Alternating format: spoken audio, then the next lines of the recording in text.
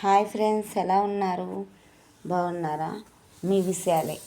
ఇప్పుడు మీకు బీట్రూట్ రసంతో ఫేస్ ప్యాక్ తయారీ విధానం చూపిస్తాను ఫ్రెండ్స్. బీట్రూట్ రసాన్ని మనం మిక్సీలో వేసుకొని రసం తీసుకోవాలి.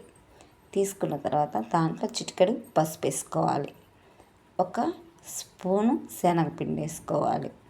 వేసుకొని బాగా మిక్స్ చేసుకోవాలి. మిక్స్ చేసుకున్న తర్వాత ఫేస్కి, మెడకి, హ్యాండ్స్కి అప్లై చేసుకోవాలి. చేసుకొని పావుగంట సేపు కంటే ఎక్కువసేపు ఫేస్కి ఉంచుకోకూడదు. చల్లటి వాటర్తో క్లీన్ చేసేసుకోవాలి. అప్పుడు మన ఫేస్ చాలా కాంతివంతంగా వస్తుంది.